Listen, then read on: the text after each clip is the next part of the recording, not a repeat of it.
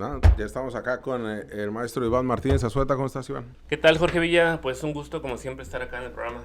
Oye, Iván, pues coméntanos, ahí leímos tu artículo en Radar BC sobre esta comparativa que haces, pero más que comparativa, las ausencias de información que se tenían sobre el caso de Constellation Brands y Veracruz, y ahí lo complementas muy bien. Coméntanos un poco. Sí, Jorge, pues nosotros como parte de la labor que hemos hecho de seguimiento a toda la salida de Constellation Brands, hemos estado dándole también seguimiento pues en general a operaciones de Constellation y en especial sobre este proyecto, porque están argumentando que se canceló este proyecto de Mexicali y se negoció que se construyera la planta en Veracruz, donde según argumentan hay abundancia de agua. Entonces, hemos dado seguimiento tanto para ver si es verídico esto de que se va a construir, se está impulsando este proyecto, y por otro lado también como responsabilidad moral, podríamos decir, porque, por así decirlo, estamos enviándoles el proyecto para allá, ¿no? Entonces, incluso algunos activistas, colectivos nos han dicho eso, ¿no? O sea, como si pueden informarnos más a cómo opera esta empresa, toda su experiencia para saber qué afectaciones va a tener, ¿no? Entonces... Sí.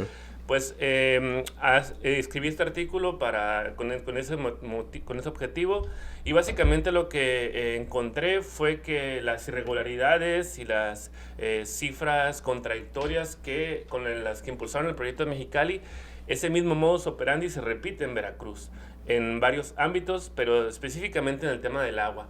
Por ejemplo, la manifestación de impacto ambiental de esa planta, al igual que la de Mexicali, también presenta varias inconsistencias o contradicciones respecto a los volúmenes de agua. No queda claro porque en varias partes del documento menciona una cantidad y en otras otra.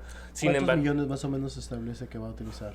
Va a producir la planta 6 millones de hectolitros. Recuerden que la aquí va a producir 20 millones de hectolitros, y menciona en una parte que para todos los 6 millones de hectolitros se requieren alrededor de 2.2 millones de metros cúbicos, y en otra parte menciona que para la mitad de esos 3 millones de hectolitros va a requerir más o menos 3.19, algo así, ¿no? Entonces dices, bueno, a lo mejor fue un error de dedo, de redacción, pero lo que sí llama la atención es cómo redujeron mucho el volumen de agua en relación con lo que dicen que van a producir. Recordemos que aquí decían 20 millones de hectolitros, solicitamos 20 millones de metros cúbicos. Entonces ahí surge como una duda, perspicacia, ¿no? Respecto a qué están haciendo. Para mi ver, lo que están haciendo es minimizar el proyecto.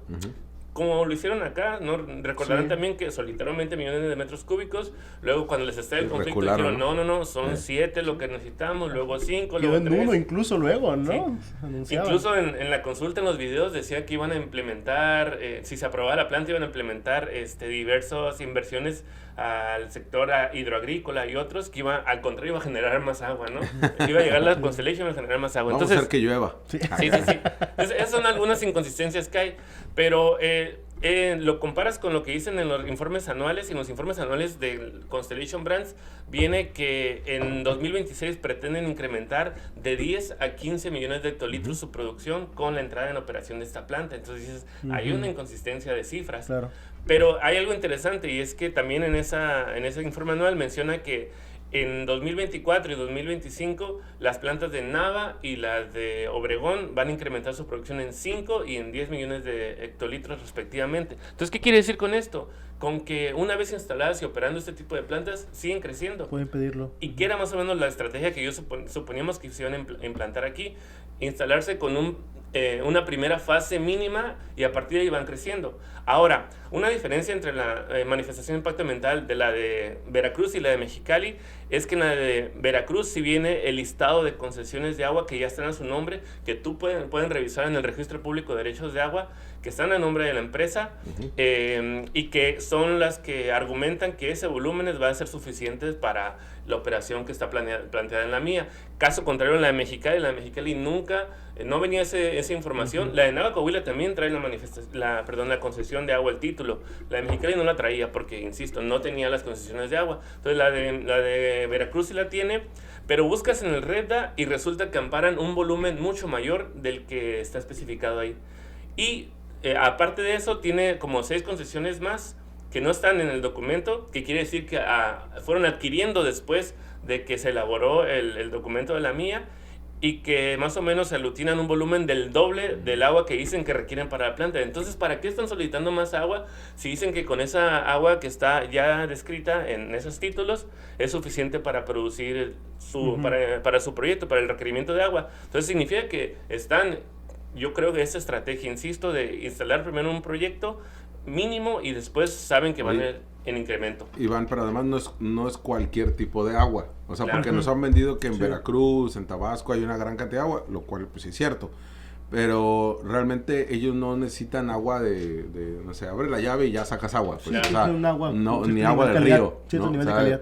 no es cualquier agua la que se necesita. Pues. No, requieren agua de pozo, agua subterránea, que es la de mejor calidad, y ese es un requisito para la instalación del sitio, para la selección del sitio, digo. Y entonces ese es el otro tema que es bien interesante porque están esos títulos de agua y abajo dice nota, dice, estos títulos fueron transferidos de concesiones otorgadas por Conagua desde 1994 hasta la fecha, por tanto no inciden en el agotamiento y en la veda del acuífero. ¿Por qué? Porque revisas en Conagua y el acuífero está en veda, está declarado sobreexplotado y es el único. Hay 19 acuíferos en el estado y son 5 o 4 me parece los que están sobreexplotados, pero la principal zona de sobreexplotación de agua subterránea es en esa. Hay como 4 acuíferos colindantes que son los más sobreexplotados y que son ahí porque se ha instalado una zona industrial, está el puerto de Veracruz que también requiere muchas aguas, las actividades vinculadas al puerto, pero eso, digamos, da cuenta de una falsedad.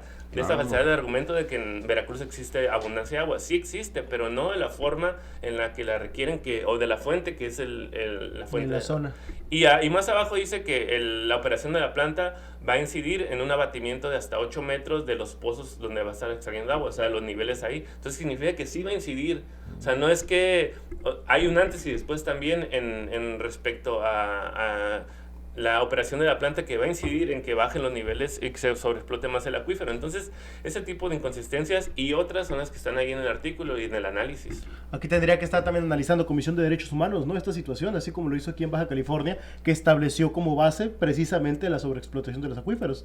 Sí, sin duda. Y creo yo que todavía la recomendación 01-2020 que tiene, digamos, no solamente recomendación de la redundancia para digamos, para las leyes y para las instituciones aquí en Baja California, sino a nivel federal, ese debería ser un tema central en el impulso de nuevos proyectos. Como en Baja California, en Veracruz, la ausencia con agua es fundamental en eso, ¿no? Bueno, no ausencia realmente, porque es realmente muy malicioso como actúa, ¿no?